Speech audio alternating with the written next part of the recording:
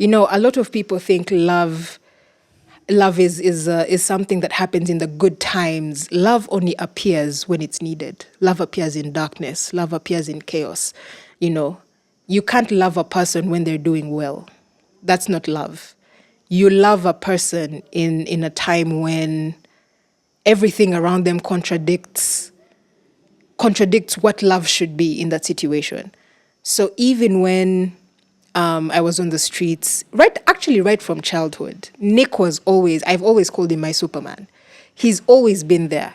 No one could try to bully me because Nick was there.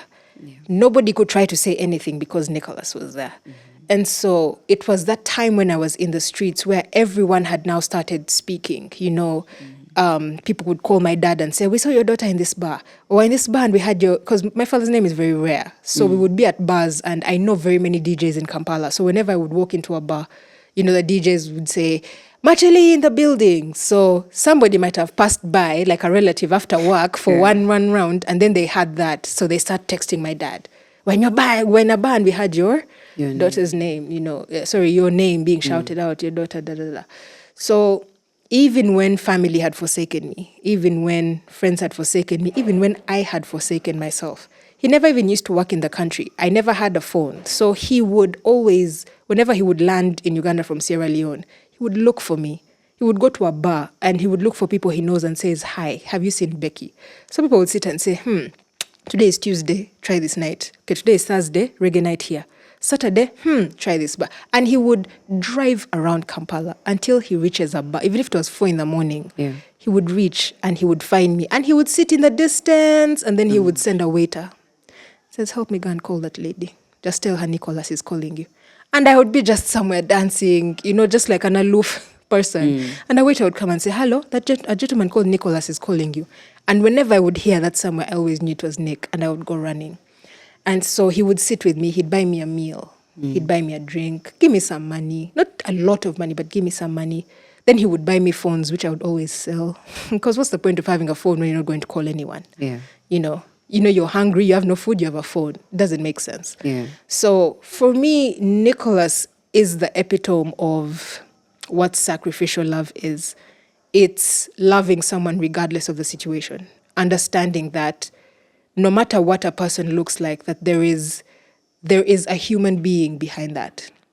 No matter what condition they have, there is an actual soul. There's an actual destiny behind a person. Yeah. Like, do not, and he actually has shown me not to give up on people.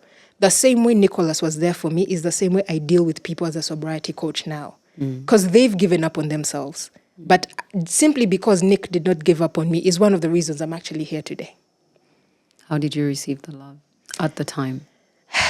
Like a stubborn young sister, I'll be honest. Yeah, it was just, Nick is here, I'm going to get money and I'm going to get food. Because I knew I was never going to see him again. Yeah. And at this point, I had become so detached to people. You understand? Because I knew I had gotten to a point where things just didn't stick. You understand? Yeah. I would walk into a neighborhood. If I'm walking around Kampala and let's say I find myself in Makyeli, I'm going to sit, make some friends for the night. I'll never see them again. I'll walk again, find myself in Chiwatule, meet some people, won't see them again. So that also extended towards family as well. Whenever I would meet family, I would just know, there was just no real bond or connection. So I became a very emotionally detached person. And that's something that I had to break out of, even in my healing process. Yeah. Even having to deal with, even just making friends, or even being in a workspace. A lot of people would tell me, Che, you're so excellent at your work, but you just don't bond with people. I'll be in a room full of people, but I will not see them. Yeah. I will not hear them. But that's something that I've worked around. And, there's so much fruit being born in that area, and I'm very glad. Yeah, but that's really what it was.